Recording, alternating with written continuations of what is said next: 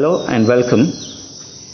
Let us look at A.K. Ramanujan's poem Ecology, which is prescribed for the second semester BA of Mangalore University. As you all well know, A.K. Ramanujan was one of the significant poets and translators of India, and his poems are generally known for poetical devices such as irony and his poetic style. In this poem,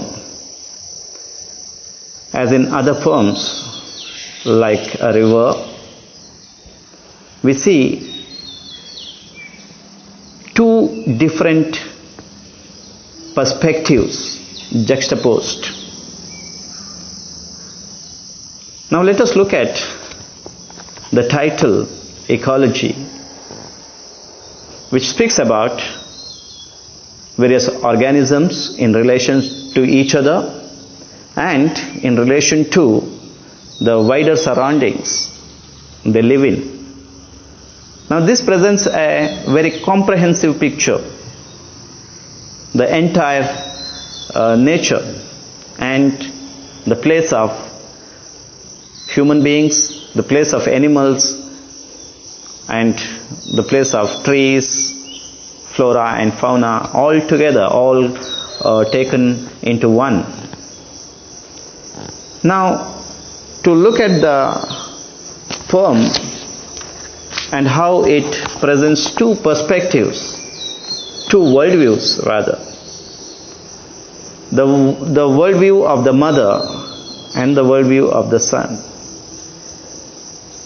And the worldview of the mother is a very comprehensive one, ideal one, as the term ecology itself signifies.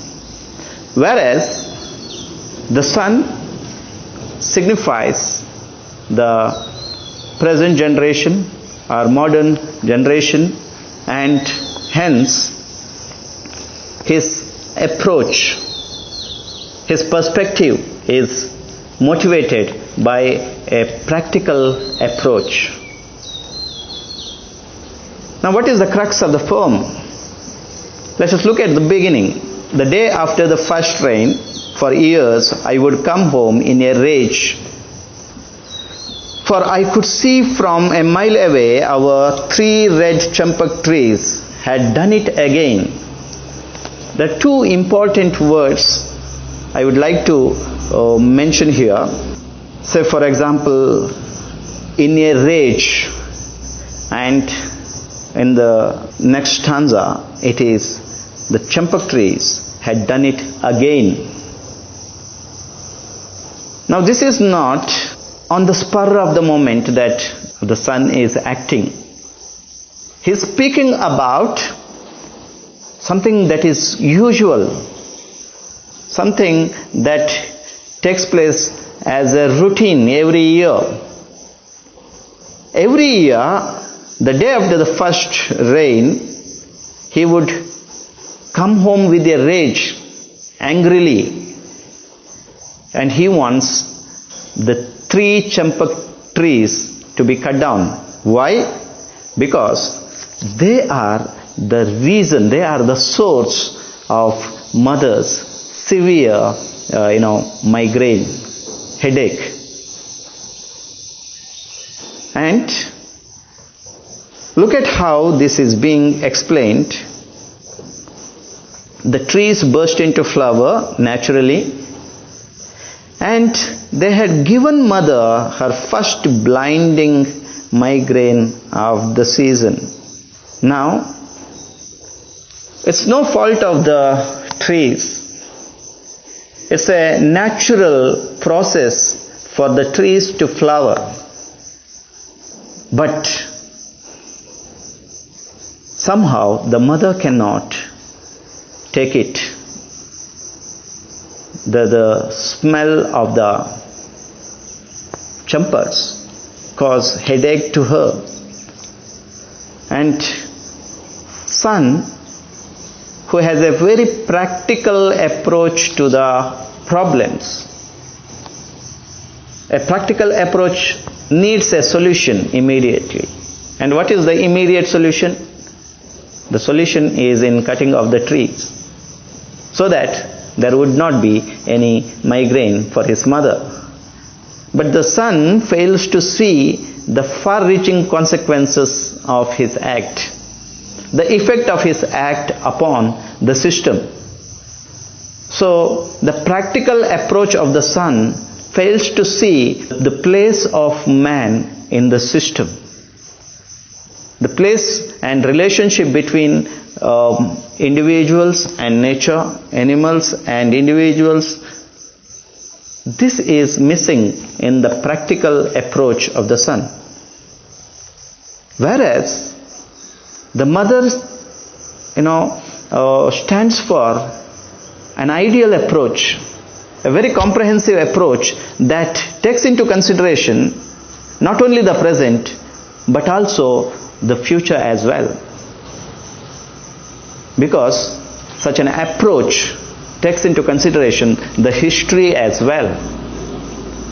There is a small part of history in this poem as well. The history of the champak trees. They are as old as the mother herself. And see how these champak trees have grown up.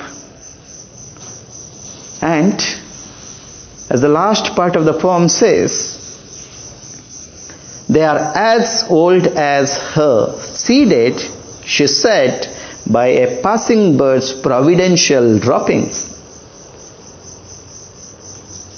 It may look humorous, but there is no human agency in the growing up of these trees.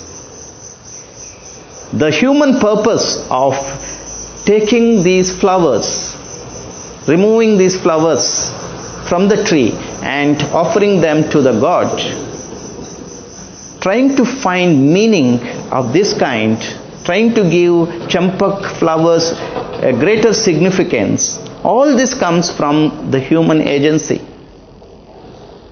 But the trees were not seeded by any human being. They are rather seeded by a passing bird's droppings. And what is the purpose? Does the bird know the purpose?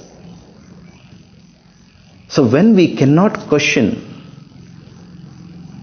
when we cannot bring in this relationship of cause and effect, then the mother's understanding of it is that it had to be. It is providential, maybe. So the system lies by itself. The system may have a rule of its own,